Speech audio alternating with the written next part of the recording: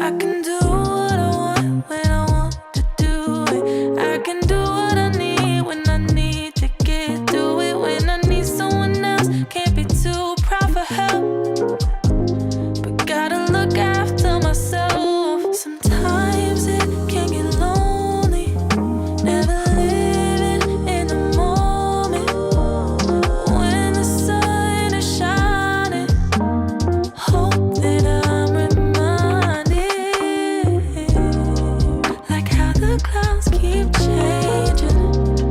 I'm always steady rearranging, going back to the basics of what a good day is. What a good day is. And that's exactly what the day is. But it's exactly what you make it. So please don't go wasting. And I'll do the same, even if it's raining. How could I complain? And my feels got me feeling some type of way. You always free to take a break. Hope you feel what I felt. You gotta look after yourself. Sometimes it can get lonely, never living in the moment. When the sun is shining, hope that I'm reminded, like how the clouds keep changing. I'm always steady rearranging, going back to the basics of what a good day is. Of what a good day is. What a good day is. All right, y'all, it is that time. It is time. Happy Monday. Hopefully y'all are doing well. Shout out to Keely for kicking off the show the right way. Man, it is great to be here. Hopefully y'all had a great weekend. You know what to do. Drop a 1 in the chat if you can hear me. Drop a 1 in the chat if you can see me. Let's go. Let's go. Shout out to everybody who's in the building. Oh my gosh, it's good to see all of y'all. Let's get another round of applause and see how we looking up in here. We should be looking good. Woo-wee. Looking all crispy and clean on the screen. Welcome y'all. Welcome back to another YouTube live stream and another episode of the Music Morning Show. I'm your host, ClassE Beats of ClassEbeats.com, and today we are getting back into it. Exciting week, very exciting week, interesting week as well. We got Miles Farley is about to get an update tomorrow, as well as our guy SB, Shannon Jackson, aka Shannon Stillwell. Man, we're gonna be hearing about both of those guys. Is Shannon Stillwell gonna get out tomorrow? We can only hope, and then we're going to get an update on Miles Farley and see what his case is going to be like looking forward. Actually, we're going to cover that probably a little bit later on today because I want to talk about Miles Farley. We're going to start the day off with Jay-Z again. Oh my God. This whole Jay-Z Tony Buzbee thing is insane. And we're going to get into it, as well as our guy Brian Steele is going to be representing a DA. Oh man. I cannot wait to hear y'all's reaction to this news. Anyway, we're going to go ahead and get into it. I'm going to give you guys all the background, the whole story. Shout out to everybody up in the building, man. Good to see y'all. Who do we have in here? Of course, my awesome, amazing Amy is in here, always consistently showing love and support. Appreciate you, Amy. We've got Michi, Right Street, my dog, Shadow Fox, Cynthia, Christina, Cheryl, Alabama Gigi, Jake Buckmaster, 8 Fits, Valencia, Fatima, Monterisa, Gwen, Dennis, Denise, my bad. Shout out to Denise in here. Tat Cloud, Satin is back at it. We got Wanda Williams up in here. D, good to see you. Rabbit, what's up? We've got Alejandra is in here. Ooh, Milwaukee. I'm going to pronounce that wrong, but I apologize. The Honorable Kel Bell is in the building. What is up, Kel Bells? Oh, talking about drones. Kel Bell said, good morning, everyone. Hope you had a great weekend and don't have mystery drones circling your skies. And weren't they spraying over there too? Oh my goodness, what is going on out here? Shout out to the Honorable Attorney Kel Bell. Azur is in here. All right, good to see y'all. I'm gonna be saying what's up and good morning as we go throughout the show. If y'all could do me one favor, please. It takes less than 2 seconds. It's absolutely free, and it is the #1 way you can support the show, and that's by liking the video. So if y'all could take 2 seconds, like the video, Like I said, not only does it help the show to grow, but it lets the YouTube algorithm know that you guys are enjoying the show, and it shares the video with more people. Also, shout out to everybody who's subscribing, by the way. Now, y'all know, well, some of you might think I'm humble. But over the weekend, and see, we've already got a super chat in there. Shout out to the awesome, amazing Amy. We just hit 90,000 subscribers. Hey, super chat. I don't know. So thank y'all so much for the love and support, and shout out to Amy, man. Dropping the 50 bomb. What does she say? She says, huge congratulations on hitting 90,000 subscribers. This is an incredible milestone and a testament to your hard work and dedication. I'm so proud of you. Happy banana-versary. Happy banana-versary to you, Amy. I love the banana-versary. It's so great. Y'all don't know what we're talking about. When we first started covering this Diddy case, we were also talking about Kanye. And during one live stream, we had a whole segment talking about Kanye and how he felt about his banana. Anyway, I'm not going to go ahead and get into it. But either way, shout out to Amy. Happy banana-versary. And thank you for being here. Thank you for all the love and the work you put in, not only here on this channel, but behind the scenes and everything you do. So I appreciate you, Amy. Thank you, thank you, thank you so much. And then we've also got my guy, Mr. Brown is up in here. He dropped the 5 bomb. Thank you, Mr. Brown. I'm gonna go ahead and put Amy up in the banner as well as the show sponsor today. And let's go ahead and fade this out and get into our topics. I know I kept y'all waiting all morning, starting a little bit late today, but we're gonna go ahead and get into it. And thank y'all for all the congratulations for hitting 90K. It's wild out here, and we're not gonna stop. We're gonna keep going, as y'all know. No days off. Let's get into it. So our guy Jay-Z is still fighting some of this lawsuit. Now, we don't know what's gonna happen with the courts.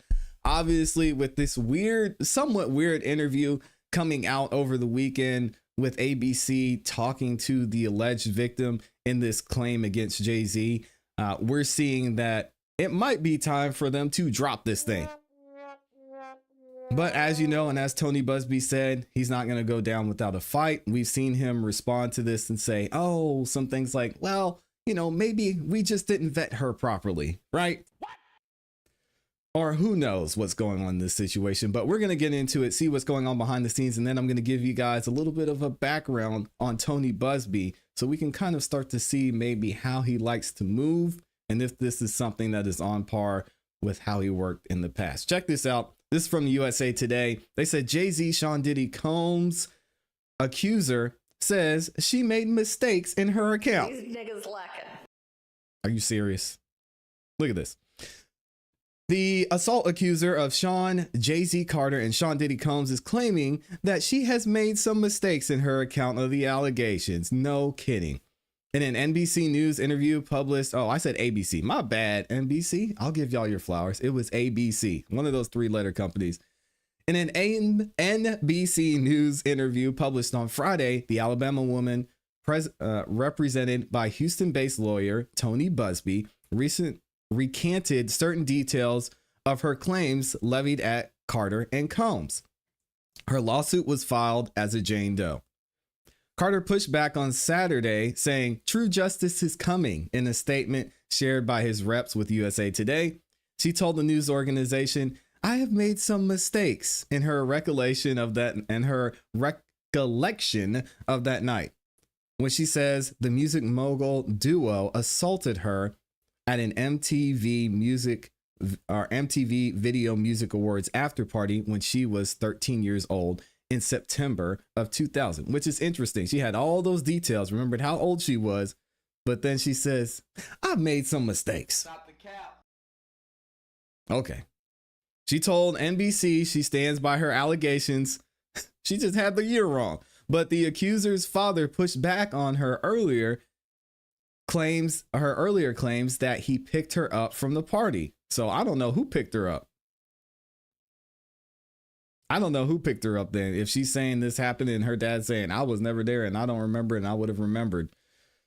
Jay-Z accused of assaulting and drugging a girl with Sean Diddy Combs in 2000. The woman also said she talked with an unnamed celebrity at the after party, but the celebrity says they were not in New York at the time of the allegations, according to NBC, and photos show Carter and Combs at a different location than the one laid out in her claims. Also, shout out to Dennis Byron, because I know he is in possession of some of those photos. The woman brought a lawsuit against Combs in October for the alleged assault. The lawsuit was amended Sunday to include Carter. Last Sunday, not this past Sunday. She said the music moguls drugged her and assaulted her at the after party as another unnamed celebrity stood by and watched as Carter and Combs took turns assaulting her. Both men have repeatedly denied any allegations of misconduct in that way. Carter pushed back on these claims again in a statement provided to USA Today by his reps Saturday. Today's investigative report proves this attorney, they put in quotation marks, Buzbee, filed a false complaint against me in the pursuit of money and fame. This incident didn't happen, and yet he filed in the court and doubled down in the press. True justice is coming, Carter said, adding that this was over before it began, and this 1-800 lawyer doesn't realize it. Ooh. They about to get him. In a Tuesday letter addressed to the judge handling the case, Carter's lawyer, Alex Spiro, cast doubt on the credibility of Buzbee's law firm by claiming the Texas attorney and his associates have previously pressured a client to include and embattle Combs in their allegations just to get some extra money. All right, so let's go ahead and move on from this article and find out who actually is Tony Buzbee and what does he have going on. Is this the first time he's done this? Was it maybe just a major glaring misstep? What does the AP News say? Who is Tony Buzbee, the lawyer suing Jay-Z as a part of the civil cases against Sean Diddy Combs? Check it out. High-profile legal battles are nothing new for Texas attorney Tony Buzbee, with his latest being a lawsuit filed against Jay-Z accusing the iconic rapper as well as Sean Diddy Combs of assaulting a minor at an award show after party in 2000, which we know is not true. The lawsuit against Jay-Z is part of a series of civil cases the Houston-based Buzbee has filed against Combs, who remains jailed in New York as he awaits trial on federal charges that he coerced and abused women for years. And also we found out recently that seems like Diddy is giving up the fight on getting bail, and he's just going to be sitting in jail until he get his first hearing, which is crazy. Man, absolutely insane, but that's another story for another day. In his legal career, Buzbee has represented a variety of clients. He helped acquit Texas Attorney General Ken Paxton at his impeachment trial in the Texas Senate last year. Oh man, he is highfalutin, I guess. He represented more than 24 women who accused Cleveland Browns quarterback Deshaun Watson, a lot of y'all heard of that case, of sexual misconduct and assault. Buzbee has also made a couple of unsuccessful runs at elected office, including a bid for Houston's mayor. Okay, so Tony Buzbee out here doing some things. I did not remember until someone mentioned it last week that he was the one who brought the allegations against Deshaun Watson. And y'all know Deshaun Watson had to take some time off and then got traded from Houston to the Cleveland Browns. And that was a whole controversy as well. Either way, his critics, Tony Buzbee's critics, say he's full of bluster and bombast. Jay-Z said the lawsuit against him is a part of an extortion attempt. Buzbee's law firm has said he's worked to amplify the voices of the marginalized and to, quote, pursue justice against powerful figures. We're a society where we typically don't believe the accuser. Well, I think it depends on the situation, but y'all let me know what you think about that. I think if it's a civil suit, depending on the evidence that we see and the evidence that's presented, in most cases, we don't believe the accuser because their restitution or their justice is money. Now we get sometimes that's the only thing you can get out of this because maybe there's not enough evidence to pursue this criminally, or maybe you want to pursue it civil first and then go the criminal route. But when you're putting a price on justice, it's kind of, things get a little bit weird. So I think maybe he should specify there, but we'll keep it moving. We're a society where we typically don't believe the accuser. We blame the victim, and by proxy, we blame her lawyers. Oh, poor lawyers, Buzbee said during a March 2022 or 2021 news conference. Here's what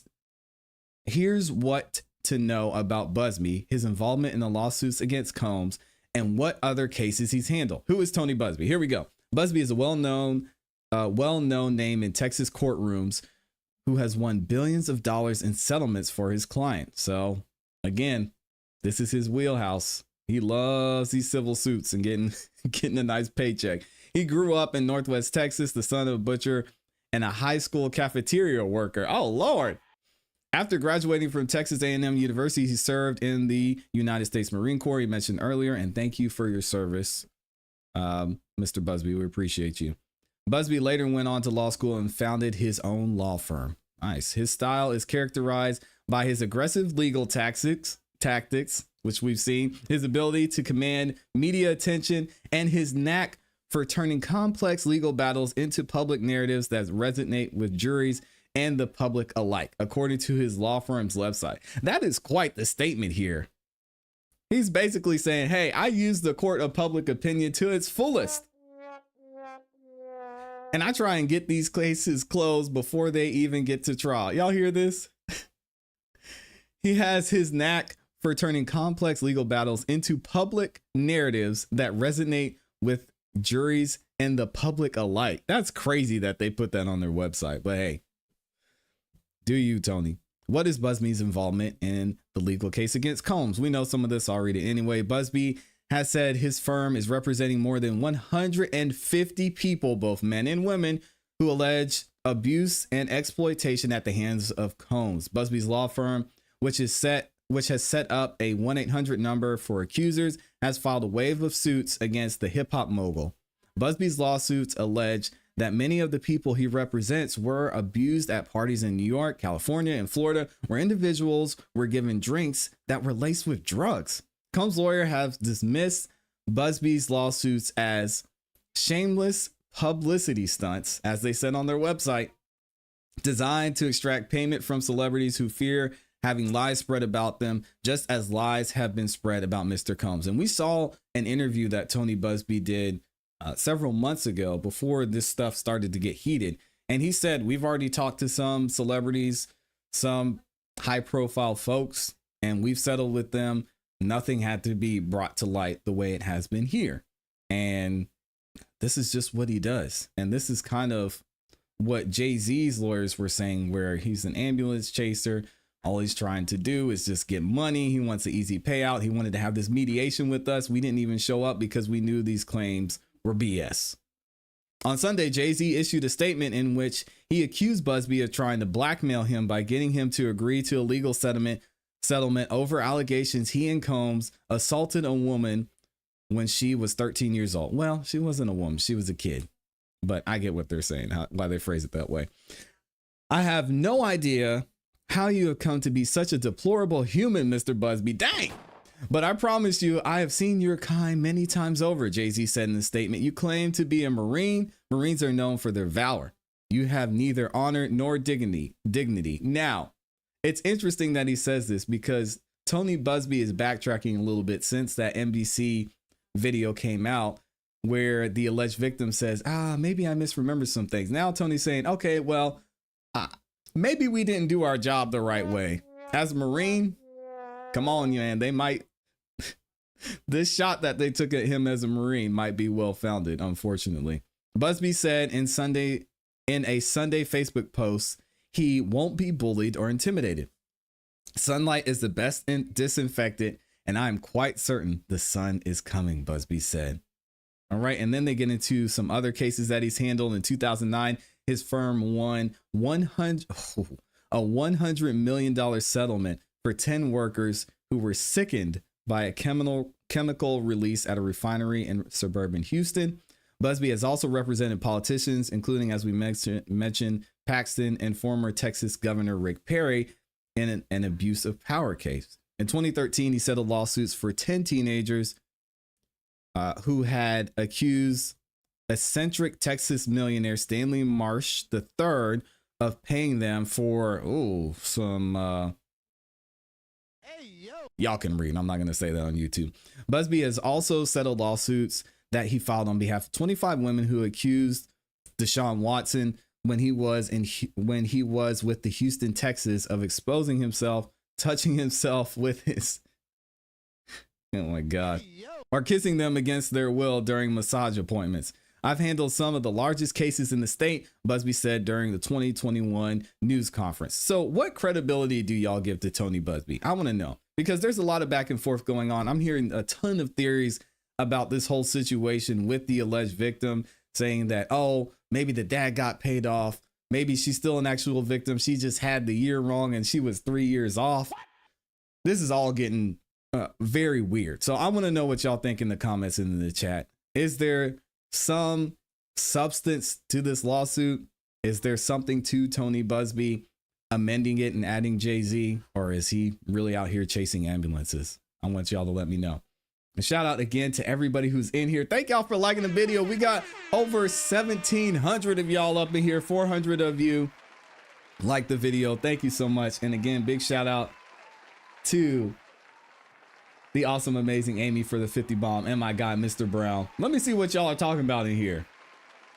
What do y'all think about this? I've been hearing people who are saying, oh, you know, maybe she just had the year wrong. Maybe it was 2003. What? Something just is not right about this whole thing. You remember all these details. You remember going to the gas station. You remember the driveway. You remember who was there. You remember meeting a celebrity. But you're saying you got the year wrong and how old you were and who picked you up and dropped you off. I don't know, man. Y'all tell me what you think. And thank you to Amy for reminding y'all to like the video. D says, so in saying that, imagine if everything to the celebrities to produce companies so they will pay before litigating and get a public stain on their likeness. Yeah, it seems like an easy win. This is his era. Social media manipulating the narrative is perverse. That's how you taint the jury pools in advance. I can't believe they have that. I want to go to his website and see. I mean, obviously it says that on his website, or AP wouldn't have said it. But my goodness, for them to say out there, hey, yeah, basically we manipulate the public's perspective so we can get these settled sooner, is insane. He's a big money grabber. That's all. It would look that way. His government taught him well. Dang. Good morning to everybody who's in here saying good morning as well. Big Baby Jane said, I've kept my mind open that this woman's story is a plant in the media to be debunked and then to create a doubt in court or to a potential jury, just to create doubt in this case. Oh, Big Baby Jane. That is one theory I actually like. Very interesting. Could this all be a part of the chess moves?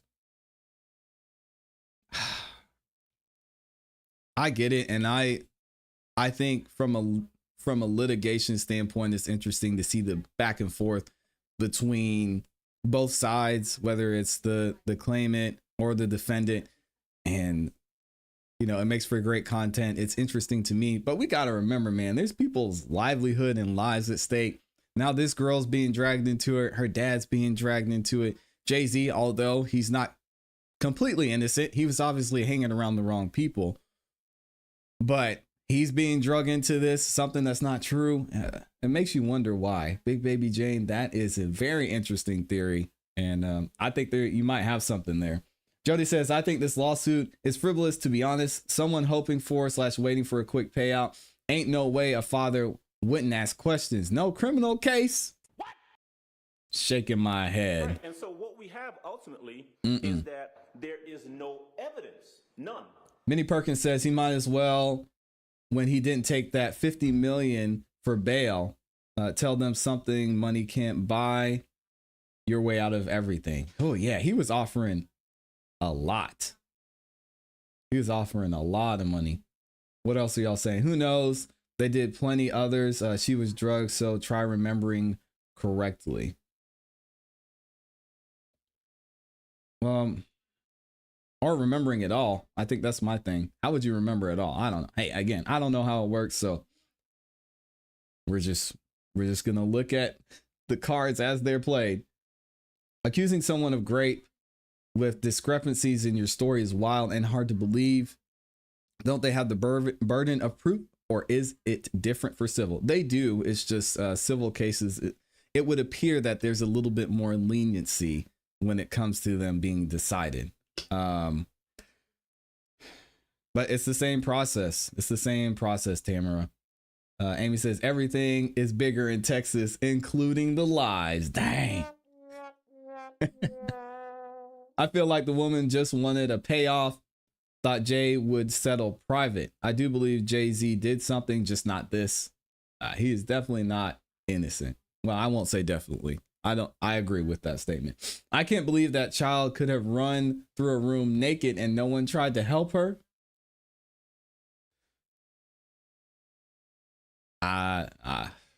Only minority people believe conspiracy. Shaking my head against our own, especially made up stories. God dang.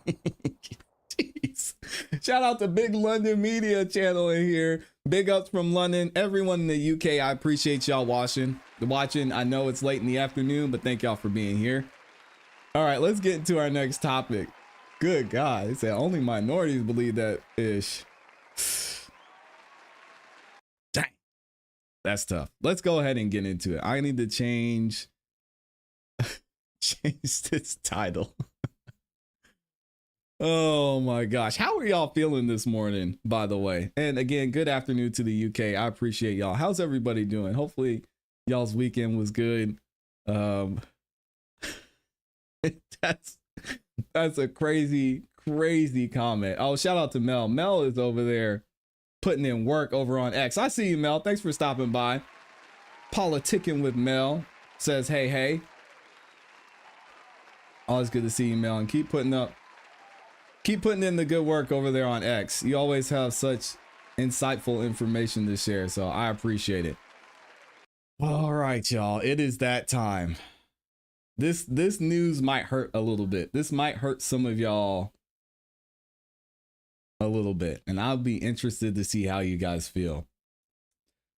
So recently, oh man, here we go.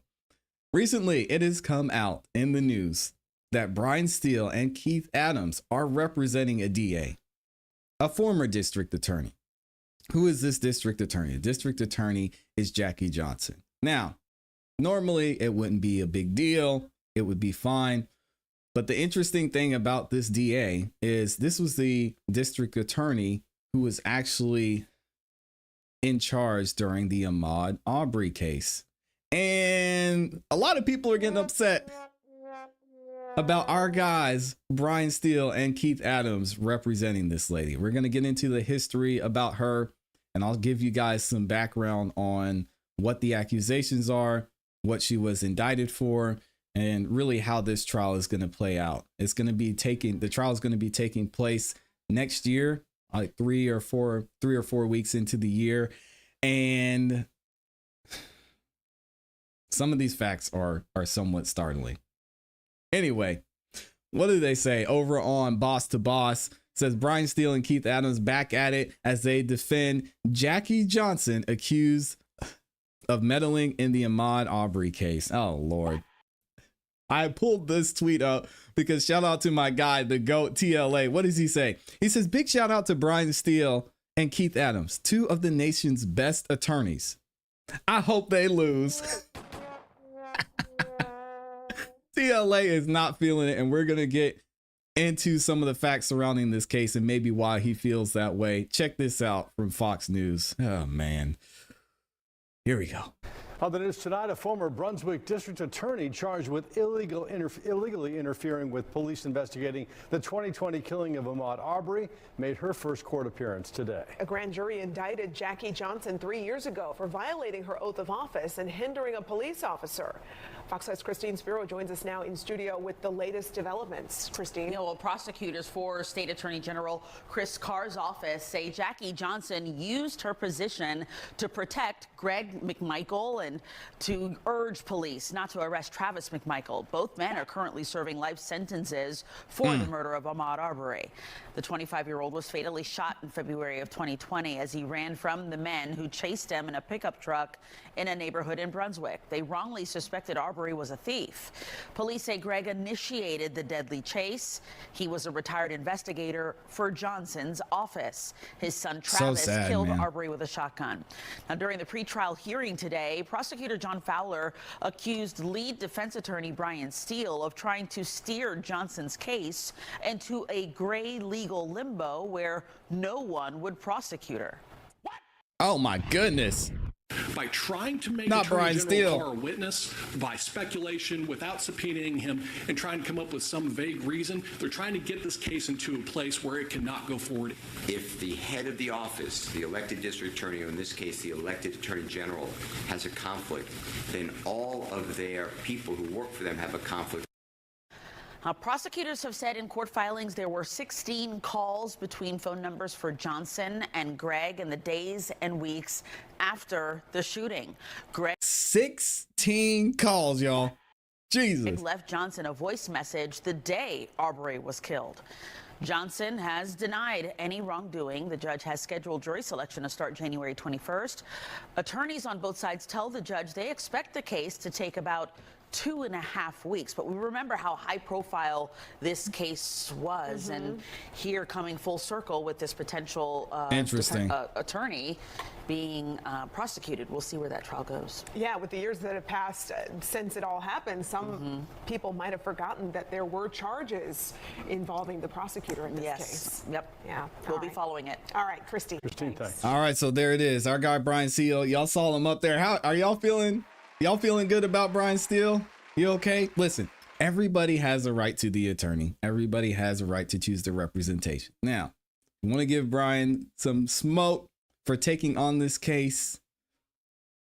I understand because, if you look at some of the details, which we're going to get into later, it seems like everything's pretty straightforward. But hey, we're going to find out over these 2 weeks coming in January why Brian decided to take this case. And I'm sure he's going to be making several statements. And actually, he had her as a client while he was covering this YSL trial. The reason it's taken so long to actually get this to trial is because of everything he had going on with the RICO trial with Young Thug. So check this out.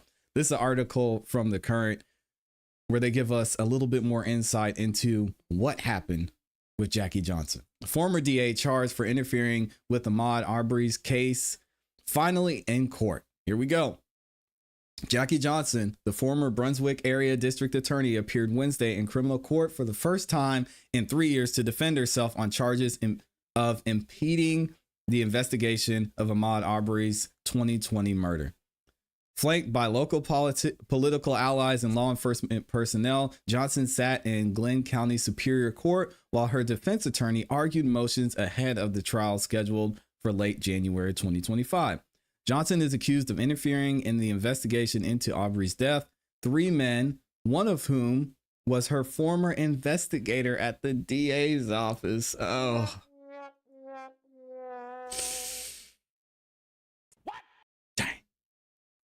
Have been convicted of murdering the 25-year-old Brunswick man who was chased and killed while jogging in the predominantly white neighborhood on February 23rd, 2020. On September 2nd, 2021, a grand jury indicted her on the charges of violating her oath of office as a Brunswick Judicial Circuit District Attorney by allegedly directing officers not to arrest Travis McMichael, the son of her former employee Greg, in Arbery's murder. Disgusting. She is also, and again, I would say alleged, but it's not alleged. We've got the phone calls. We'll play them for y'all here in a minute. She is also charged with handpicking the district attorney who would investigate Arbery's murder after she declared a conflict of interest in the case. So she recused herself and then she handpicked the person who was going. Oh man, this is bad. Johnson arrived in court in similar attire as to when she was the county's top prosecutor, a pantsuit and pearl necklace. She sat on the defense table to the right of the judge, while Georgia Attorney General prosecutors were stationed to the left. Sitting near Johnson as a sign of support was her former clerk of court, Ron Adams, and her former top deputy prosecutor, John Johnson. There's no relation there. The courtroom was filled with Glenn County Sheriff's deputies, court staff, and reporters. 2 sitting sheriffs were in attendance. Johnson was represented by Atlanta-based defense attorney, the Honorable Attorney Brian Steele. We're going to give him a round of applause. Y'all still good on Brian? I don't know. We'll find out in the comments later. Who gained national celebrity for his role in Georgia's longest running trial that ended with the minimal sentencing for his client, Jeffrey Williams, the Atlanta rapper known as Young Thug. Steele's representation of the rapper, who was also the primary reason for the years-long delay in Johnson's prosecution. So there you go.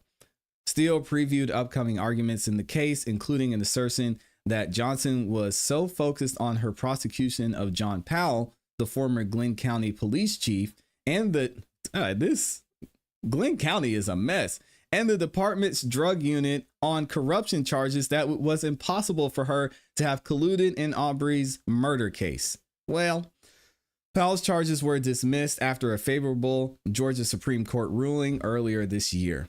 She was not focused. She didn't know any better, Steele said. Oh, Brian! Say it ain't so. Steele said, referring to the criminal allegations, no one had ever indicted a police chief before, he went to say. She was stressed. There was a lot going on. Glenn County was a mess. Oh my gosh. Pretrial motions, including the scope of what can be said at trial and the types of witnesses both sides want to call, were considered Wednesday. John Fowler, the top anti-corruption attorney at the AG's office, Attorney General's office, who is leading the case against Johnson, tried to counter the motions by Steele. One of those was an attempt to disqualify the AG's office from its role as a prosecutor. Fowler said a favorable ruling by the judge on this motion would send the case into further delays. The case would go into some kind of gray legal limbo, Fowler said. Nobody can do anything. That's the end goal here. Evidence seen and unseen. The hearing did not reveal any new evidence the state prosecutors expected to bring to trial, but the day did reveal a potential political bombshell. Steele said he wanted to put Attorney General Chris Carr on the stand to question him as a witness in the case. Carr has announced his candidacy to run for governor in 2026 to succeed Governor Brian Kemp. Previously, prosecutors have revealed the existence of 16 phone calls between Greg McMichael and Jackie Johnson, despite her recusal that she showed favor and affection for McMichael throughout the pendency of the case, including when she was making decisions as the DA over his case, according to a May 2022 motion. The public does not know the content of those calls, nor other evidence by the GBI that Johnson directed officers not to arrest Travis McMichael. Okay, so are these rumors? Is it true? We're going to find out here shortly. And again, if y'all don't know what we're talking about the situation, I'm not going to show the whole video, but we're going to go into the background of what happened during this trial, when these gentlemen, or when these dudes, whatever you want to call them, were sentenced, what that sentencing looked like. And we're going to give you guys the whole picture because it's been a few years and you probably need a refresher at this point. But here's the video of what happened to Ahmaud.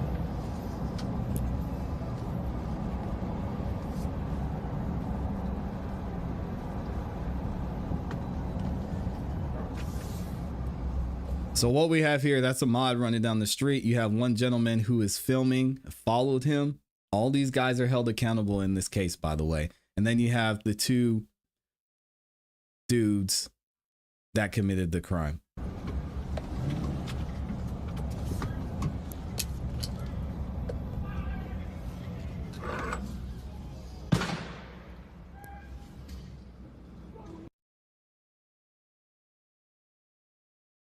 And this was the moment here, took a shotgun shell to the chest. We're going to get again into more details about the background of this trial, give you guys a refresher. What do y'all think about Brian Steele taking this case? Oh, man. This is going to be an interesting one. I'm surprised that they're taking this case, but knowing Brian Steele and the work he did on Young Thug's case, there's got to be something there. It'll be interesting to see how this plays out. Let me know what y'all think in the comments. Was this the right move? Is it a bad look? Is there a possibility that this DA is innocent? We'll see. Oh my gosh. We have over 2,000 people in here, 1,300 likes. Thank y'all for liking the video and for showing some love. What do y'all think about this? Brian, why? Why, Brian? Keith, don't forget Keith Adams, man. Our guy Keith Adams. And so what we have ultimately is that there is no evidence, none. Man, gave us the best soundbite of the entire YSL trial. What are they doing over there? Yeah, Mama D says, yeah, but what that DA did was horrible. The McMichaels worked with this woman. Yep, Daddy McMichaels did. Good morning to Rena. Lauren Robinson's in here. Michi says, I'm not mad at them for representing her. Not a fan of hers at all. However, it's business. It's not personal. She hired the best. The public doesn't choose cases. Lawyers defend. Very true. Benjamin says, money is blue, ClassE. Remember that. So he needs to clean up before tax time. Dang. Come on, man. This is we're talking 2025. So he's starting the new year strong. Good Lord. And again, he was already retained on her before everything went down with Young Thug. So keep that in mind too. People pick their lawyers, not the other way around. It took the case because he thinks he can win based on the evidence he has. Remember, 16 calls with her office. There are hundreds of people that usually work at DA's offices, and one of the defendants was an investigator for the DA's office. So cops usually call cops for an advance. Well, we're going to talk about one of these phone calls here in a second. Y'all can see what you think about that. Rice Street said, I hope Glanville shows up, man. What is Glanville doing in Glenn County? Get out of here, man. Oh my gosh. I'm always ride with Steele, says Lauren Robinson. He is excellent at what he does. Nisha says the same thing. Mr. Steele's a great attorney. Susan said no comment. Man. Shout out to Jamie Heather, or JD, says, when a DA's office recuses itself, it always picks the other office. I know it sounds bad, and it is bad, but this is normal. So it seemed like that's interesting that you say that, Jamie, because I remember when we were going through that whole Glanville situation here in Fulton County, and it seems like they just go through some type of system to where it randomly selects people here.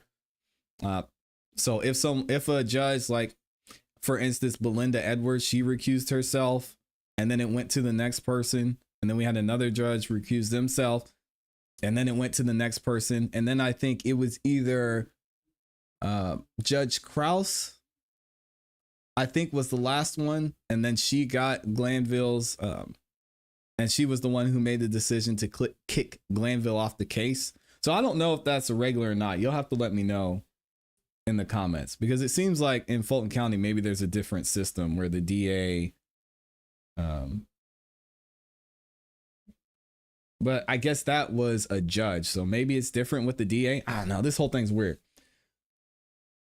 I mean, if we want to talk morals, then yes, I can see how people feel about Steele taking the case. However, his job is to defend people who, although may very well be guilty, are entitled to due process. I think it's going to be easier for people to, I don't want to say forgive Brian Steele, because he's not doing anything wrong. As y'all mentioned, he's doing his job.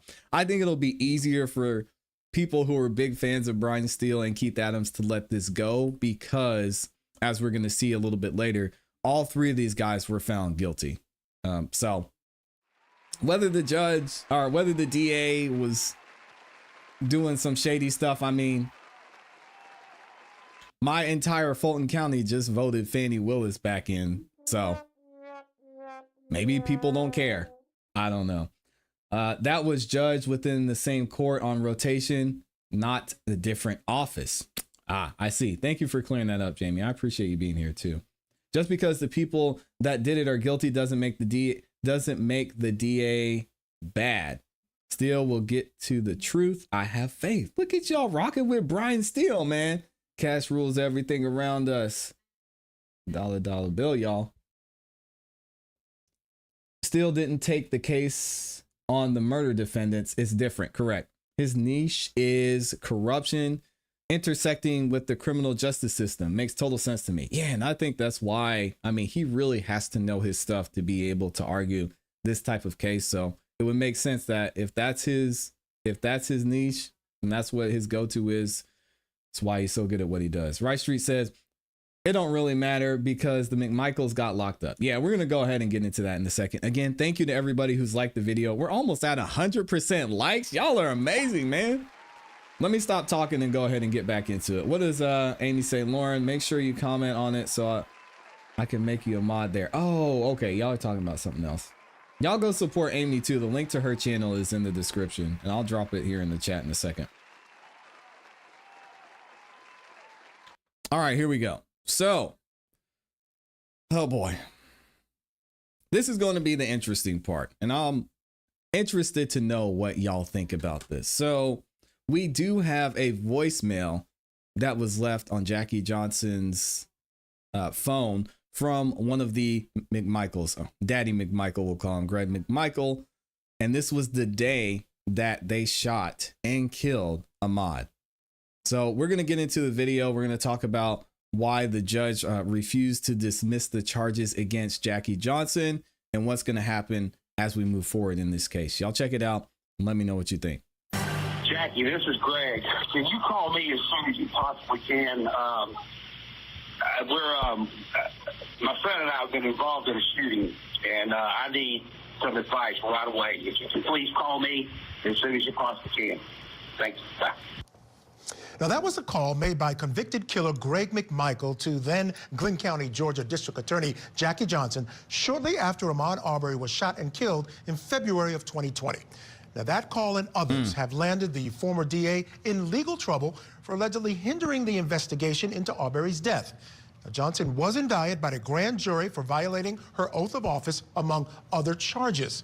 Now, 3 months ago, she filed a motion asking the court to dismiss the charges due to a lack of evidence. Well, yesterday, the judge ruled he would not dismiss the case, clearing the way for a possible trial. Now, Johnson was the top prosecutor in Glynn County when 3 white men, Greg McMichael, his son Travis, and their friend William Roddy Bryan, chased Arbery in pickup trucks and killed him. Arbery was running through their neighborhood at the time and had not committed any crimes. Now, after the incident, Greg McMichael, who once worked as an investigator in Jackie Johnson's office, called her for help. Now, shortly thereafter, Johnson recused herself from the case, but according to prosecutors, not before she told officers not to arrest her former employee. Now, 2 months later, video of Arbery's murder will be leaked online, leading to the arrest of the 3 men involved in the shooting, including Greg McMichael. Now, the call that McMichael made to Johnson came up during a hearing for the 3 defendants. Take a listen. States 18 is the voicemail left to then District Attorney, and this goes to prong number 4, risk of influencing and obstructing justice from the crime scene. Jackie, this is Greg. Can you call me as soon as you possibly can? My friend and I have been involved in a shooting, and I need some advice right away. If you please call me as soon as you possibly can. Nasty. Nasty work. This evidence shows from day 1 there was an attempt by these defendants to influence and obstruct the investigation of this case. As to all the evidence that was presented from defense's witness regarding Greg McMichael's former employment as Glynn County law enforcement, in rebuttal to that, we have the post record States Exhibit 20, which you've heard about today.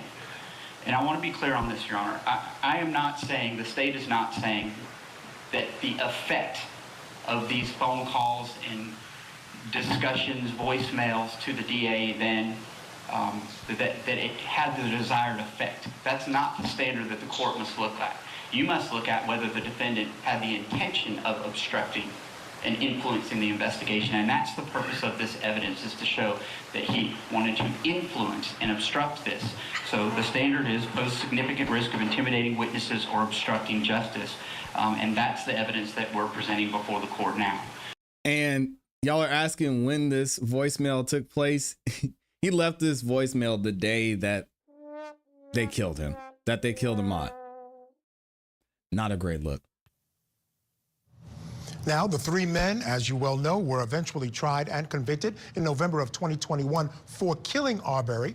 Now, 2 months before the verdict, a grand jury indicted Jackie Johnson for her alleged role in delaying that investigation. And Lee Merritt, one of the attorneys for Arbery's family, reacted to her indictment. With regard to Jackie Johnson, what was presented to the grand jury was first evidence that Jackie Johnson had a relationship with Gregory McMichael, the father of the shooter, Travis McMichael, that immediately became involved in the case. The first phone call that Gregory McMichael made from the scene of the shooting was to Jackie Johnson saying, "I'm in trouble and I need help." And instead of opting out and saying that she had a conflict, she called the subsequent prosecutor, George Barnhill, and began to discuss and get his advice on the case before ultimately referring the case over to him without disclosing to anyone that she had referenced him for this case or that he too had a conflict concerning Gregory McMichael.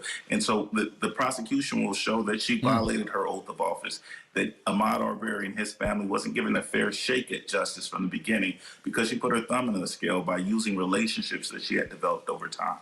Now, they're going to have to prove that, which is going to be interesting because the way, again, y'all, and I know we've got a lot of lawyers in the chat too, y'all have to listen to the wording of what they're saying. So we still have a lot of evidence. We have to see, what did she actually say to the other district attorney? How many phone calls were made? What conversations did she had? What did she ask for in advice?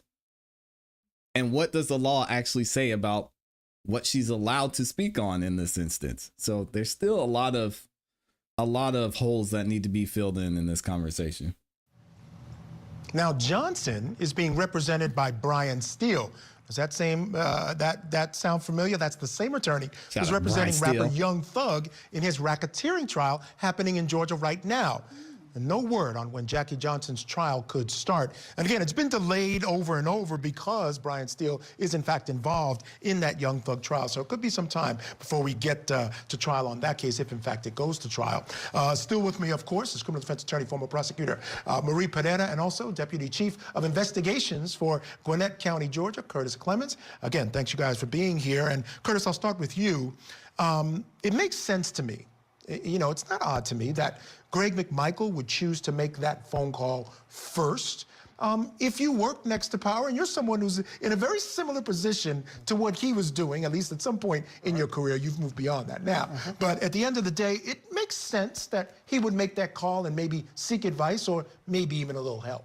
Well, as the top prosecutor in the county, you have to hold yourself to a higher standard. And what happened here is, where do you separate the line between friendship and fair and equitable justice and ensuring that this investigation is transparent and is untainted by friendship or any other means that will cause this jury or the public to go awry? Yeah. You know, what's interesting, Marie, is as most folks remember, one of the big issues in that case is, remember, you heard Lee Merritt talk about a phone call she made to District Attorney Barnhill. Eventually, he decided to not press any charges. He saw the video that the world saw and still decided not to press any charges. Again, creating this appearance of impropriety. Big problem in this case. What do you think about these charges? She abused her power. And the only reason why Father McMichael called her is to say, you know what? Be part of the good old boys racism club. I heard this black boy.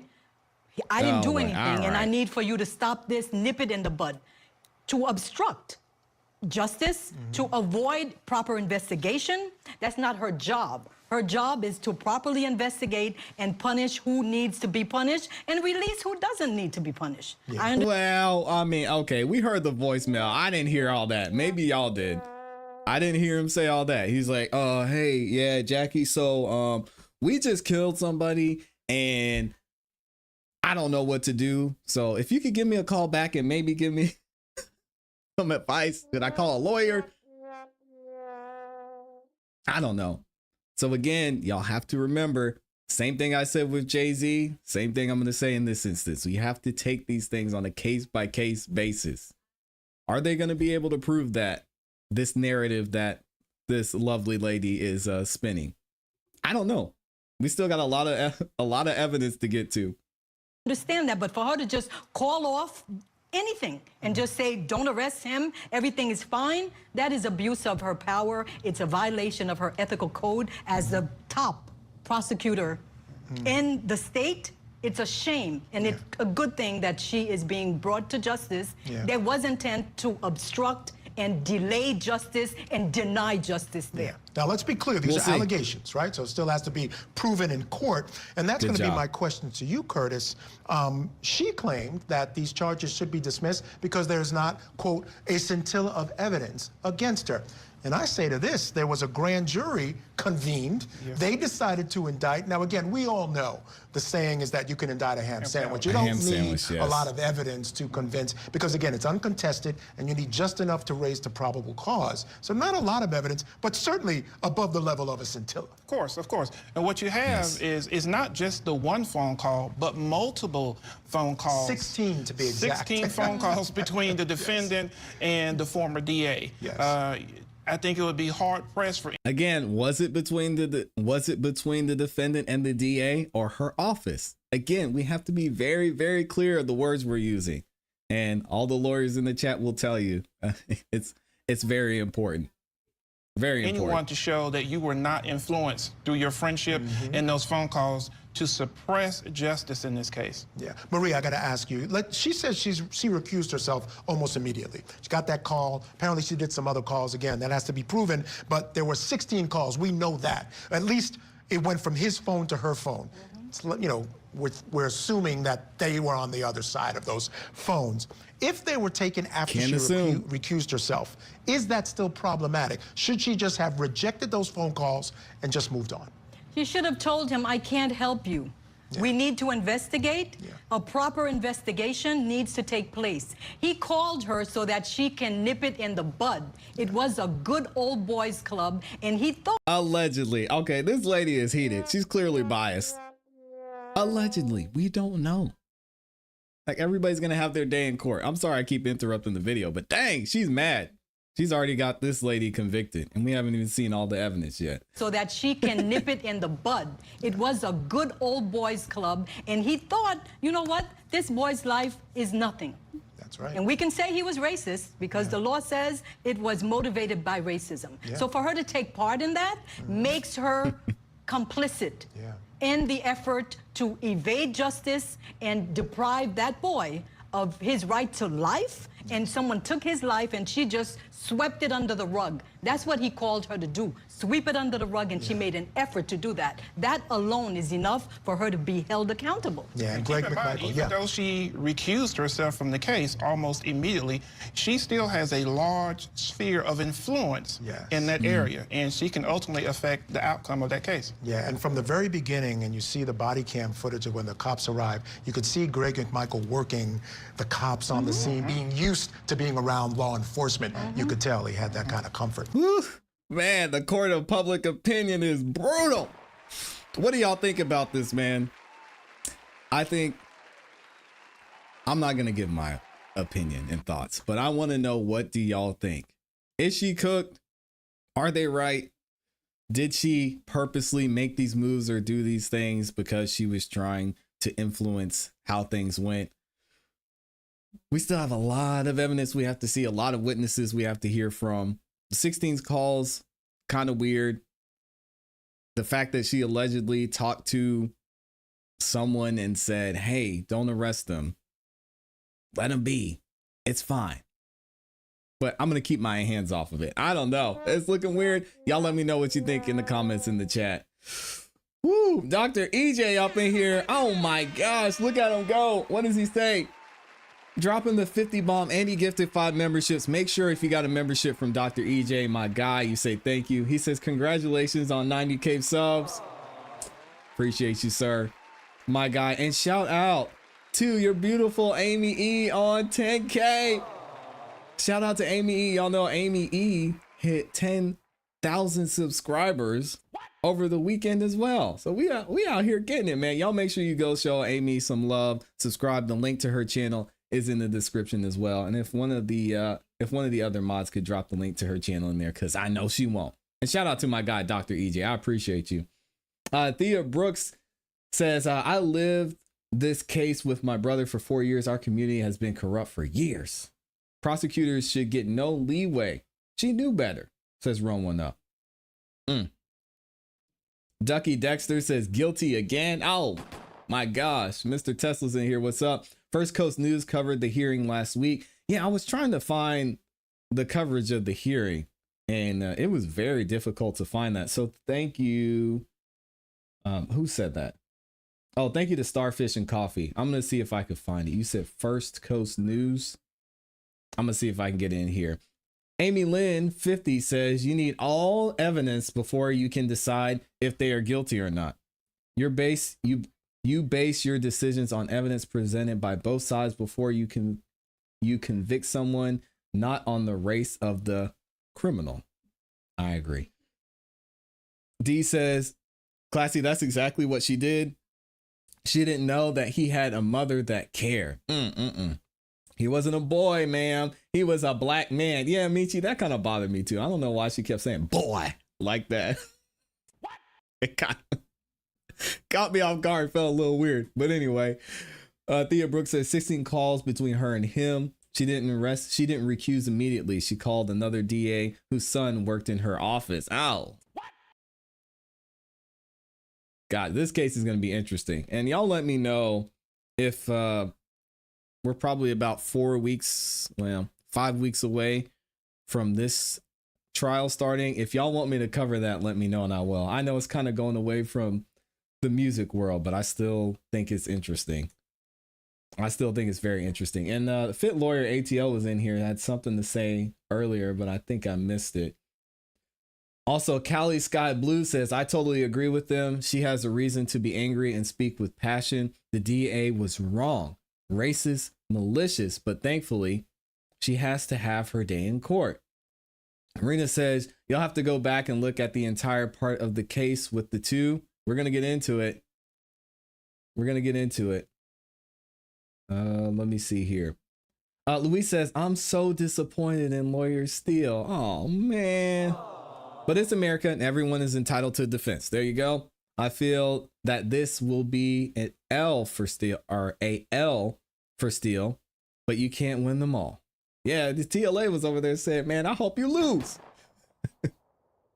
We still have a lot of evidence we have to see. So I'll be interested to see how this plays out. Lauren says, that is my question. He called 16 times. Did she call him back out of those 16 times? A lot of questions to be answered. Now, if it's true about her saying, hey, don't arrest him, that's not a great look. But is it illegal? We're talking about the law here, y'all. Is it impeding the investigation? Oh, man, this is tough. This is tough. I'll read a couple more comments and then we'll get into our next one. Oh, y'all are asking for Amy's channel. Hold on, let me drop it in here. And again, congratulations to Amy for hitting 10K. I'm so proud. Putting in the work every single day, dropping some great videos too. She dropped one this morning, so y'all make sure you go check her out because I knew she wasn't going to drop her link in the chat. My goodness. Y'all go show her some love. This pretty much what got Jesse Smollett off in Chicago. Yeah, didn't they come out later that he lied? D says Greg McMichael, who initiated the deadly chase, was a retired investigator for Johnson's office. Yep, former. I believe she should definitely be held accountable for her role in the case. Her position shouldn't save her from anything. I don't think he plans to win. I think he's taking the bag. It'd be hard to tell, man. There were people who, before this Young Thug trial started, while it was going on, they were saying, Thug's going to jail. Thug's going to be thrown under the jail. It's not going to happen. And then as the evidence came out, they were kind of like, well. It seems like these guys were just doing some messed up stuff and Thug happened to be around, to be honest. And here we have it. Young Thug's out of there. Shannon's about to get out. Yak Gotti, not guilty on all charges. I keep saying this, and I'm sorry I keep bringing it up, y'all. Yak Gotti was found not guilty on RICO and murder. Shout out to Doug Weinstein. I still cannot believe that. I mean, I think we all knew after seeing the FedEx video that Shannon Jackson, aka Shannon Stillwell, did not kill Shamel Drinks. But Yak Gotti, not guilty on all charges. There were people that were ready to throw them under the jail before this trial started. Then the evidence came out and they were like, maybe not. Breezy says, totally different from this case though. I don't think so, Breezy. We do not have the evidence. So I don't see how you could say that based on hearsay, technically. Let the evidence play out and we'll see. We'll follow it. And we'll follow it if y'all want to follow this case. Let me know. Ashley Mock says, DA Jackie has done a lot of wrong and had her hands in a lot. She has always helped the cops that got in trouble. Go back to the Sasser Kettles case. She helped that cop and then he shot his ex-wife. Oh my goodness. Yeah, I don't know about that one. Weinstein and Shark's the real ghosts. Oh my gosh. Yeah, they killed it. Yeah, DJ Academics had to take a major L and he was still trying to stand on it. Like, just say you were wrong, my guy. No one wants to discuss parents who pass on racist beliefs to their children. Those parents should be held accountable. And for those who don't believe racism exists, need to look at this case. Dang. Yeah, and his dad was right there while his son shot Ahmaud in the chest.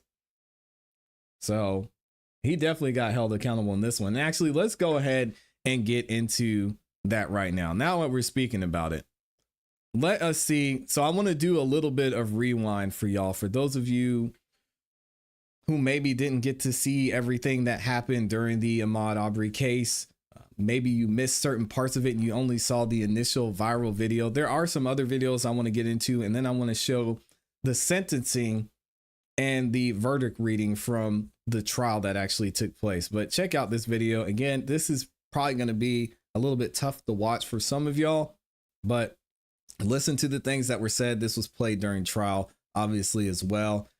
I think it's interesting leading up to their verdict reading. Thankfully, guilty verdict reading.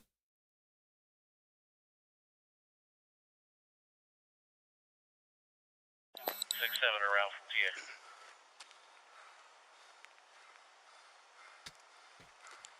Before 10-4.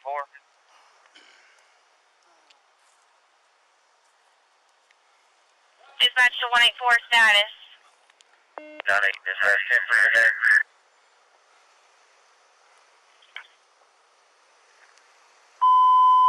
Dispatch all units, move all non-emergent traffic to channel 2. All right, guys, everybody's got their weapons up, correct? Everybody's got the weapons up. Okay. Dispatch, roll a squad. I'm 10-4. He had no choice, Dan. Clear 10-4. You see him trying to spin the narrative already. He had no choice, man.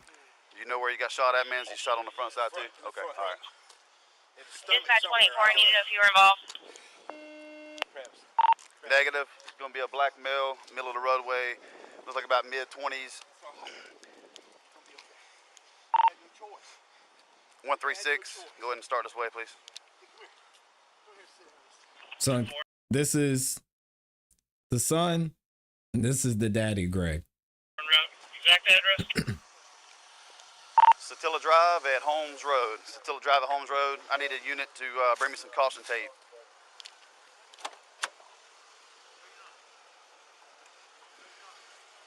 Sad, man.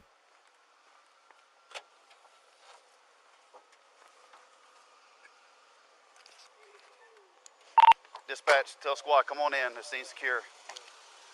Clear. I'm sorry to hear that, Thea.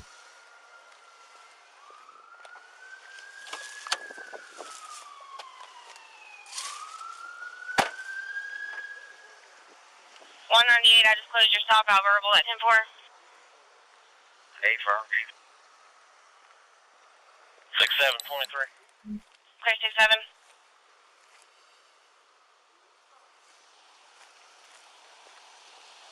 Dang, Mel. No.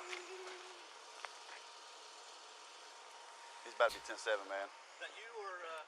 No, that's He him. said you get a pulse or anything? Yeah, right here. Now, I don't know. So the interesting thing about this, and I just want to rewind this real quick. He said, did you get a pulse or anything? These officers' dash cams, I don't know if this was brought up during the trial, but we didn't see, maybe I missed it. Maybe his dash cam didn't turn on right away, but I didn't see him take a pulse. Did y'all? I don't know. Maybe I missed it. And the interesting thing about that is Ahmaud was still breathing. This newly released body camera footage captures the scene just minutes after Ahmaud Arbery is shot several times. Travis, Roddy's got it on film. Gregory McMichael spends time consoling his son and giving officers his account of what unfolded the afternoon of February 23rd. The guy was trying to take the shotgun away from me. Honest with you, if I could have got a shot at the guy, I'd shot him myself. But it's the last breaths from a wounded Arbery that catches the attention of one of the investigating officers. Yeah, Y'all hear this BS, man? He said he's still breathing. And we saw again, I don't know why he said that he checked his pulse. I did not see him check his pulse, but again, I won't no, go and they're back trying to do into it. something for him. So I get these gloves on. Efforts to save Arbery's life are unsuccessful. It's like shotgun slug to the center chest. He was on his stomach when I got here. I rolled him over. He stopped breathing a couple of minutes ago. Meanwhile, Travis McMichael, the shooter, tells police he acted in self-defense. He appears distraught as he paces back and forth at the scene. Okay. I want to run right. I got you. So This just doesn't look good. I mean, it just shot me.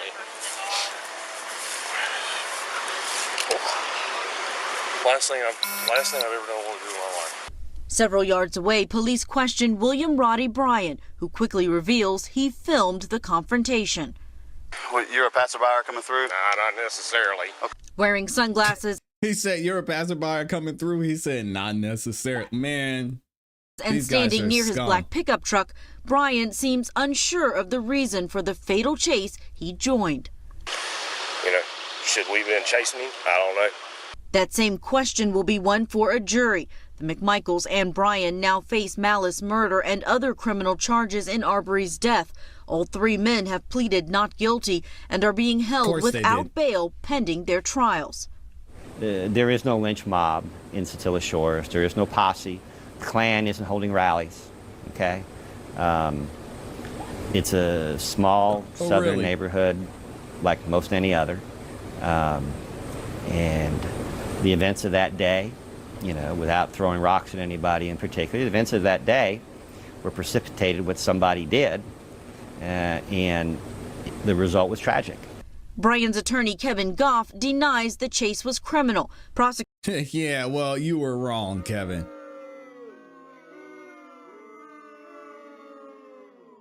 I mean, can we get them on RICO charges? They were literally a gang, but they're in jail for the rest of their life. We'll get into that in a second. Prosecutors and the attorney for Ahmaud's family, Lee Merritt, call it a hunt triggered by the color of Arbery's skin. If Ahmaud's skin color was different, things would have turned out differently, and we agree. We agree with that fundamentally. If Ahmaud had been a white person like the many white people who entered that property, he would have never been criminalized, targeted, hunted down, or killed. Literally a mixed mob. All right, so what exactly does this new video reveal today? Let's bring everyone. All right, so here's them being charged. All right, for the jury. Now you're gonna you're going to hear the charges. And again, all three gentlemen were being charged with murder. Obviously, Mr. McMichaels, the son McMichaels, and then Mr. Bryant was the one who followed Ahmaud, was filming him. And during the trial, it came out that he was trying to block him in. I mean, he said this by his own admission, trying to make sure he didn't get away. And he had no idea why he was even doing that. This is just dumb in the first place. But anyway. And he recorded it. That's Mr. Bryant. Dummy.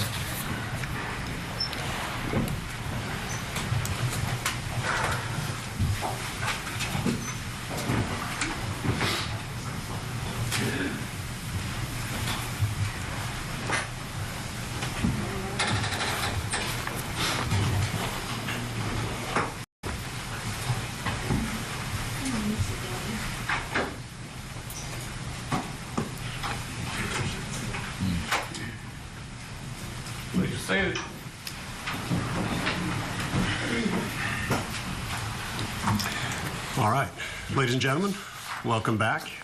Madam Foreperson, I understand you have reached a verdict as to each defendant. We have, Your Honor. Could you please hand your verdict forms to the sheriff?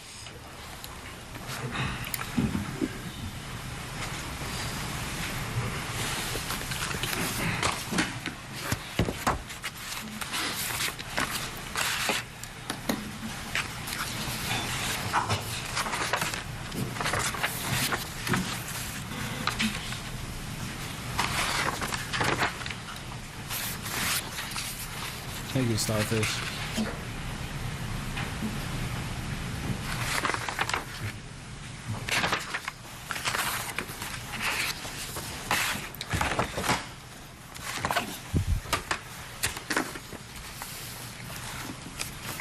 All right, I'm going to go ahead and address each one of these verdict forms separately. The first verdict form I have is the State of Georgia versus Travis McMichael.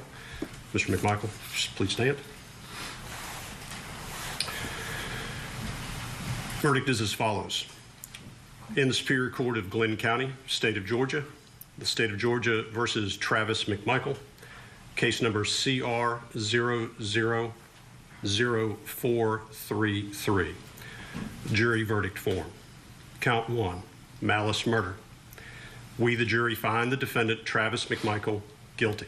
I'm going to ask that whoever just made an outburst be removed from the court, please.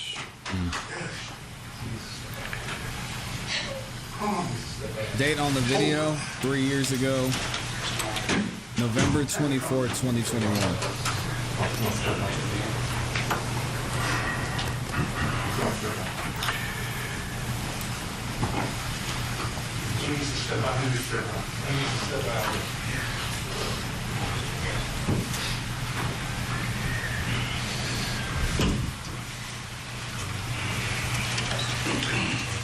As this court has indicated, as a family I ask member, that there be no outbursts in the court, and I expect as much from the gallery. Please respect the court's desire for this as we move forward. If you feel like you need to make a comment or otherwise demonstrate with respect to the verdict, I do ask that you step out of the courtroom now. Count 2, felony murder. We, the jury, find the defendant, Travis McMichael, guilty. There it goes. Count 3, felony murder. We, the jury, find the defendant, Travis McMichael, guilty. Count 4, felony murder. We, the jury, find the defendant, Travis McMichael, guilty. Count 5, felony murder. We, the jury, find the defendant, Travis McMichael, guilty. Count 6, aggravated assault. We, the jury, find the defendant, Travis McMichael, guilty. Count Well done, 7, jury. aggravated assault. We, the jury, find the defendant, Travis McMichael, guilty. Count 8, false imprisonment. We, the jury, find the defendant, Travis McMichael, guilty. Count 9, criminal attempt Travis. to commit a felony. We, the jury, find the defendant, Travis McMichael, guilty. Dated this 24th day of November, 2021, signed by the foreperson. Shout out to the foreperson, too. Have a seat. Yeah, the judge did an excellent As to job. Gregory McMichael. We'll get into the sentencing here shortly. In the Superior Court of Glenn County, The State of Georgia versus Greg McMichael. Case number CR20000433. Jury verdict form. Count 1, malice murder. We, the jury, find the defendant, Greg McMichael, not guilty. Count 2, felony murder. We, the jury, find the defendant, Greg McMichael, guilty. Count 3, felony murder. We, the jury, find the defendant, Greg McMichael, guilty. Count 4, felony murder. We, the jury, find the defendant, Greg McMichael, guilty. Oh, and I wanted to point this out for y'all. I know a lot of the lawyers in the chat, y'all can help me out with too. The difference between, there's a couple differences between malice murder and felony murder. And really, it seems to be intent is the biggest thing. But here's what it is. So the intent for a malice murder, or to be found guilty on malice murder, has to be an intent to kill or extreme recklessness. Felony murder, there doesn't have to be any intent to kill. It just occurs during a felony. All right. Malice is required for malice murder. Obviously, it's not required for felony murder. And then there's some examples here for malice murder: shooting someone in a range. Felony murder, killing a bystander during a robbery. Right. And then, so that's one of the biggest differences there. Count 5, felony murder. We, the jury, find the defendant, Greg McMichael, guilty. Count 6, aggravated assault. We, the jury, find the defendant, Greg McMichael, guilty. Count 7, aggravated assault. We, the jury, find the defendant, Greg McMichael, guilty. There it goes. Count 8, false imprisonment. We, the jury, find the defendant, Greg McMichael, guilty. Count 9, criminal attempt to commit a felony. We, the jury, find the defendant, Greg McMichael, guilty. This 24th day of November, 2021, signed by the foreperson. Yep. As to William R. Bryan. Now, Mr. Bryan, excuse me again, this is the gentleman that was filming and followed them in the car. This is a great reminder of, even if you don't commit the crime, if you're a getaway driver, if you're there filming it, impeding somebody, you could go down. It's crazy. Crazy. In the Superior Court of Glenn County, State of Georgia. State of Georgia versus William R. Bryan. Case number CR20000433. Jury verdict form. Count 1, malice murder. We, the jury, find the defendant, William R. Bryan, not guilty. Count 2, felony murder. We, the jury, find the defendant, William R. Bryan, not guilty. So not guilty. Count 3, felony murder. We, the jury, find the defendant, William R. Bryan, guilty. Count 4, felony murder. We, the jury, find the defendant, William R. Bryan, guilty. Count 5, felony murder. We, the jury, find the defendant, William R. Bryan, guilty. Count 6, aggravated assault. We, the jury, find the defendant, William R. Bryan, not guilty. Count 7, aggravated assault. We, the jury, find the defendant, William R. Bryan, guilty. Count 8, false imprisonment. We, the jury, find the defendant, William R. Bryan, guilty. Count 9, criminal attempt to commit a felony. We, the jury, find the defendant, William R. Bryan, guilty. Signed this 24th day of November by the foreperson. There it is. They got all of them. Now, shout out to this judge, because he did a great job during this sentencing. This is the last one I want to play for y'all. Probably won't play the whole thing, but check this out. There of the defendants. I've also considered any lawful evidence which... Oh, sorry, I had it in chipmunk mode. My bad. Let me slow it down. Here we go. Check out the there of the sentencing. defendants. I've also considered any lawful evidence which tends to show the motive of the defendants, their lack of remorse, their general moral character, and any predisposition to commit other crimes. Now, I think in this case, the record speaks for itself, and the defendant's own words, I think, guide this court with regard to sentencing. Went back through my notes and other resources to pull some of the quotes that we have in this case. I'll start with Greg McMichael. In my opinion, Greg McMichael, very early on in this, tried to establish a narrative.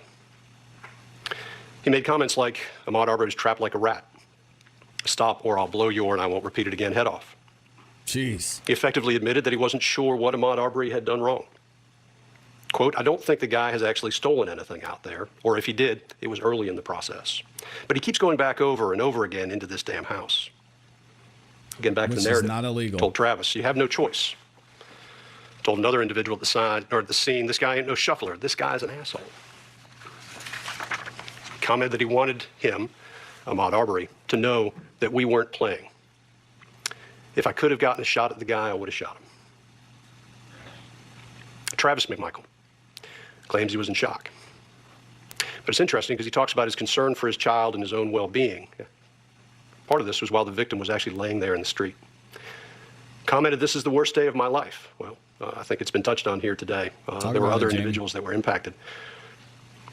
I'll look at the video of this incident. When I say the video, I think everybody knows what we're talking about, but there was one part of it that struck me as absolutely chilling. And that is, I believe it's in the enhanced video provided by the GBI. There's a frame where I believe Ahmaud Arbery, it looks to be, if he's 20 yards out, that may be close, 30 yards out. Man. And it's the frame of Travis McMichael lifting the shotgun to fire at Ahmaud Arbery. And you watch that with context. And when I say context, after hearing the evidence in this case, again, thinking about a young man that had been running at that point for almost 5 minutes, and it is a chilling, truly disturbing scene. And we got there because Travis McMichael's father saw Ahmaud Arbery hauling down the street and calls out, let's go. At that point, Travis McMichael, despite whatever may have been going on in his life at that time, with regard to family or otherwise, just goes, grabs a shotgun and goes because he assumes that it is the right thing to do. Ahmaud Arbery was then hunted down and shot. And he was killed. Never checked him either. Because individuals here in this courtroom took the law into their own hands. Mr. Bryan, he joined in after calling out to the McMichaels. Y'all got him? Claimed he didn't know what was going on, but obviously wanted to know if this individual who was running through the neighborhood, who he didn't know, had been caught in some way. Said, quote, I figured he'd done something wrong, but I didn't know for sure. All right, that wasn't actually this quote. Those quotes are two separate quotes. Didn't know for sure. I thought he would get away. And this is the part that is disturbing to me with Roddy Bryan. If the guy would have stopped, this would have never happened. All of these quotes give context, I think, to the video that we saw during the case. True. And Miss Wanda Cooper-Jones this morning made a statement that I think, when you look at these statements and you see the videos, is very true. And that is, she said, when they could not scare or intimidate him, they killed him. There's been discussion about remorse. And I agree with counsel that it is dangerous for defendants who have multiple prosecutions against them to make statements of remorse. But remorse isn't something that is simply a statement of regret. Remorse, I think, can be determined by looking at somebody's reaction to difficult circumstances and the reality of the situation that they're in. Again, it doesn't require an apology, and quite honestly, sometimes apologies are made simply to get past problems. Remorse is something that's felt and demonstrated. In this case, getting back to the video, again, after Ahmaud Arbery fell, the McMichaels turned their backs. It's, again, a disturbing image, and they walked away. This was a killing. It was callous. Talk to him. And it occurred, as far as the court is concerned, based upon the evidence, because confrontation was being sought. I think the statement was made during closing arguments. It's interesting to note that the most violent crime in Satilla Shores was the murder of Ahmaud Arbery. So sentencing does not generally provide closure. I think Ms. Wanda Cooper-Jones also talked about closure, but I don't find that it really does. And I think that's an unfortunate thing, because in this case, I think many people are seeking closure. The mother, the father, the community, and maybe even parts of the nation. But closure is hard to define and is a granular concept. It's seen differently by all depending on their perspective and the prism of your lives. Instead of closure, maybe we'd best see today's proceeding as an exercise in accountability. We are all accountable for our own actions. Sometimes, in today's day and age, that statement is lost upon many. And today, the defendants are being held accountable for their actions here in Superior Court. Today demonstrates that everybody is accountable to the rule of law. Taking the law into your own hands is a dangerous endeavor. I'm not sure how this comes across. I'll say it anyway. I think ultimately, with regard to the murder of Ahmaud Arbery, it holds us all accountable. I've read somewhere, and I don't remember where it was, that at a minimum, Ahmaud Arbery's death should force us to consider expanding our definition of what a neighbor may be and how we treat them. I argue that maybe a neighbor is more than the people who just own property around your house. I also believe that in assuming the worst in others, we show our worst character. Assuming the best in others is always the best course of action. And maybe those are the grand lessons from this case. I will let others spend as much time as they want writing about it and talking about it. But those are my general thoughts with regard to this case and sentencing. All right, shout out to the judge. And then he laid down the law. He locked them dudes up. Yeah, so they're gone. They're not getting out. It's sad and it's unfortunate that, you know, Ahmaud's family will not be able to get their son back. And I'm glad that the jury was able to see this for what it was. The judge was able to see it for what it was. It's a cold-blooded murder. And now going into this next part of the trial, we'll have to look at it differently. And I wanted to show this background just to remind, you know, everyone not only what happened, but that these situations and these two situations are different. We still have to look at the evidence of each one of these cases. I know this DA may have done something terrible in the past. I don't know too much about her history. We still have to look at the evidence that's presented, and as the jury would decide what's the truth. Let me know what y'all think. And big shout out to Jamie being in here for the great insight. Hope you have a great day as well. Amy as well says, we are free to choose our own actions, but we are not free to choose the consequences of those actions. Very well said. I agree. I agree 100%. JB Brown's in here. Good to see you, JB Brown. Oh man, I had one more thing I wanted to go over, but I think we're going to probably save that for tomorrow. Tomorrow is going to be a big day. And let me see what somebody was saying. I thank y'all for all the stuff you're tagging me in and sending me over on X as well. I stay pretty active on X because that's the best place to find news updates between X and YouTube. So it's looking like tomorrow, y'all do not want to miss out on the live stream tomorrow. So make sure you're ready and locked in because we're going to be here bright and early. So what do we have tomorrow? Lots going down. Shout out to Kathy Rustin over on X. She says, YSL hearing updates for tomorrow. 9 a.m. Yak Gotti's in court before Judge McBurney for a bond hearing on a charge he picked up while in jail. We will have the live stream. So Law and Crime's going to have that one. At 9:30, the remaining of the YSL defendants in court for a final plea hearing in front of Judge Whitaker. We will have they'll have a camera and a live stream. So shout out to Law and Crime for putting in work. And then the third thing we're going to have is Shannon Stillwell Jackson has a final plea status hearing in front of Judge Belinda Edwards on charges he picked up while in jail.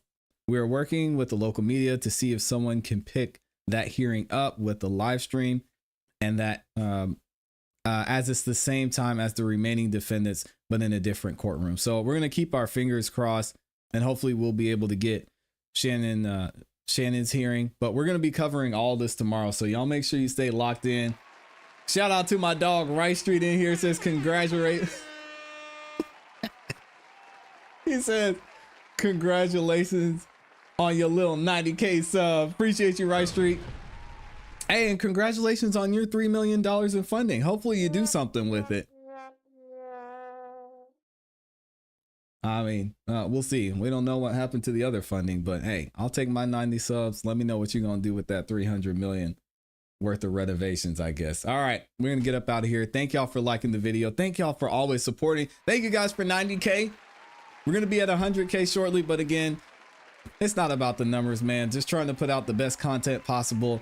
Have a great time with you guys, and keep you guys updated on what's going on out in these streets. Either way, if y'all could, make sure you like the video on your way out, subscribe, hit the notification bell so you don't miss any time that we go live or drop a new video. As always, hope you guys have a great rest of your afternoon, and you know what to do. Keep growing, keep pushing, keep it classy. We gone. Peace. And shout out to my little 90K.